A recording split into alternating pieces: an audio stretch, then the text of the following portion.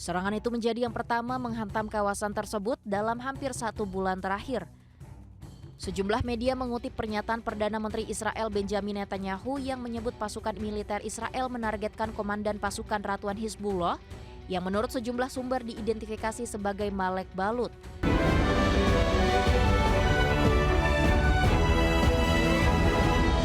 Israel kembali menyerang wilayah selatan Lebanon dan menewaskan 16 orang. Serangan itu juga disebut menewaskan seorang komandan senior pasukan elit kelompok Hizbullah. Seorang komandan senior dari pasukan elit Hizbullah dilaporkan tewas dalam serangan terbaru Israel di wilayah selatan Beirut, Lebanon. Serangan itu menjadi yang pertama menghantam kawasan tersebut dalam hampir 1 bulan terakhir. Sejumlah media mengutip pernyataan Perdana Menteri Israel Benjamin Netanyahu yang menyebut pasukan militer Israel menargetkan komandan pasukan Ratuan Hizbullah yang menurut sejumlah sumber diidentifikasi sebagai Malek Balut. Serangan terbaru yang dilancarkan Israel ke wilayah selatan Lebanon pada Kamis kemarin menghantam sebuah apartemen di Gobeiri, yang merupakan lokasi yang disebut menjadi tempat para pemimpin Ratuan Hizbullah menggelar pertemuan. Serangan pesawat tak berawak dan serangan udara Israel di Lebanon Selatan dan Timur menewaskan 16 orang dan melukai 21 lainnya. Dan serangan Israel sejak 2 Maret disebut telah menewaskan lebih dari 2.700 orang, serta menjadikan lebih dari 1 juta warga mengungsi. Berbagai sumber IDX Channel. Presiden Amerika Serikat Donald Trump menargetkan kesepakatan pengakhiran perang dengan Iran akan tercapai dalam sepekan mendatang. Trump juga menunda operasi militer lanjutan di Selat Hormuz guna mempertahankan gencatan senjata.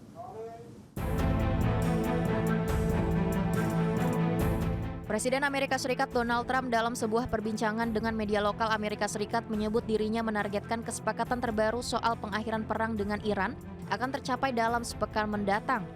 Trump menyebut kunci kesepakatan tersebut akan bertumpu pada persetujuan soal uranium Iran serta pembukaan kembali arus lalu lintas di Selat Hormuz.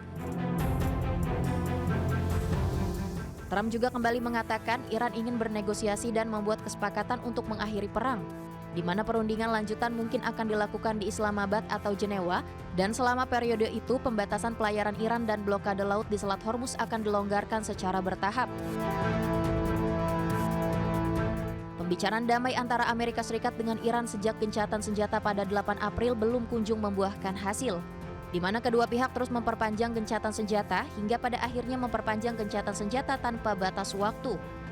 Trump juga menunda operasi militer lanjutan di Selat Hormuz guna mempertahankan gencatan senjata karena Amerika Serikat melihat adanya kemajuan dalam perundingan. Berbagai sumber IDX Channel. Presiden Amerika Serikat Donald Trump dijadwalkan akan bertemu dengan Presiden China Xi Jinping pada 14 hingga 15 Mei mendatang.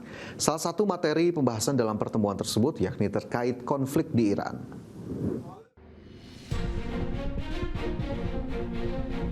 Presiden Amerika Serikat Donald Trump menyatakan akan membahas perang Iran dengan Presiden China Xi Jinping dalam pertemuan tingkat tinggi pada pekan depan.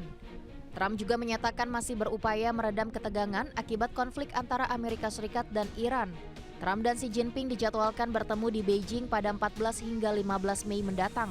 Pertemuan tingkat tinggi ini berlangsung di tengah gejolak baru dalam hubungan dua negara dengan perekonomian terbesar di dunia tersebut akibat perang Iran. Konflik ini bahkan sempat menunda pertemuan tersebut sebanyak 1 kali dan memicu kecemasan di pasar keuangan. Adapun konflik di Timur Tengah telah melumpuhkan aliran pasok energi dunia yang melalui Selat Hormuz, sehingga memaksa negara-negara pengimpor minyak mentah seperti China bekerja keras untuk mencegah kelangkaan di tingkat domestik. Di sisi lain, Amerika Serikat juga telah menjatuhkan sanksi terhadap kilang-kilang di China yang memproses minyak asal Iran. Langkah Washington ini bertujuan meningkatkan tekanan pada Teheran agar segera mencapai kesepakatan untuk mengakhiri perang. Berbagai sumber IDX Channel. Mantan Perdana Menteri Korea Selatan Han Duck-soo menerima pengurangan vonis penjara dari semula 23 tahun menjadi 15 tahun di tingkat pengadilan banding. Hakim mempertimbangkan karir Han selama 50 tahun di pemerintahan Korea Selatan. Pengadilan banding Korea Selatan mengurangi hukuman penjara untuk mantan Perdana Menteri Han Duck-soo menjadi 15 tahun dari 23 tahun. Vonis tersebut dijatuhkan atas peran Han dalam pemberlakuan darurat militer singkat oleh mantan Presiden Yoon Suk Yeol pada tahun 2024. Mengutip Reuters pada Kamis ini, pengadilan banding mengatakan temuan pengadilan tingkat rendah bahwa Han terlibat dalam tindakan-tindakan kunci untuk membantu Yoon mendeklarasikan darurat militer. Han juga dinilai tidak mencegah Yoon Suk Yeol melakukan darurat militer. Hakim juga menyatakan Han juga mengetahui rencana mantan Menteri Keamanan untuk memutus pasokan listrik dan air ke beberapa perusahaan media selama darurat militer. Tetapi Han dinilai gagal mencegah rencana tersebut. Pengadilan juga menyatakan Han bersalah karena memasukkan dokumen kepresidenan dan melakukan sumpah palsu. Namun hakim juga mempertimbangkan karir Han selama 50 tahun di bidang pelayanan publik, termasuk jabatan di Kementerian Keuangan dan Kementerian Luar Negeri. Berbagai sumber untuk ID Actiono. Masih bersama kami di Prime Market Highlights, pemirsa, Kepala Staf Kepresidenan Jenderal TNI Purnawirawan Dudung Abdurrahman melibatkan KPK dalam pengawasan program prioritas Presiden, termasuk program makan bergizi gratis. Dudung memastikan nantinya jika ada temuan indikasi korupsi akan langsung disampaikan kepada Presiden Prabowo. Kepala Staf Kepresidenan Jenderal TNI Purnawirawan Dudung Abdurrahman bertemu dengan sejumlah pimpinan Komisi Pemberantasan Korupsi untuk membahas penguatan strategi pencegahan korupsi, serta pengawasan program-program prioritas Presiden Prabowo Subianto seperti program makan bergizi gratis. Dudung mengaku dirinya mendapatkan informasi tentang indikasi praktik jual beli titik dapur atau satuan pelayanan pemenuhan gizi dalam program makan bergizi gratis. Dudung memastikan jika ada temuan indikasi korupsi akan langsung disampaikan kepada Presiden Prabowo. Ya, salah satunya yang saya dapat informasi tentang ada jual beli titik. Ya, itu ada itu yang salah satunya ya. Nanti akan saya lihat ya. Jual beli titik, kemudian sistem supplier. Ya? Titik SPPG. Ya, titik SPPG.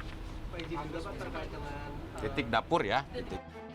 Sementara itu, Wakil Ketua KPK Agus Joko Pramono mengatakan, pihaknya fokus pada sisi pencegahan mulai perbaikan tata kelola. KPK telah memberikan sejumlah rekomendasi kepada Badan Gizi Nasional terkait sistem yang perlu diperbaiki.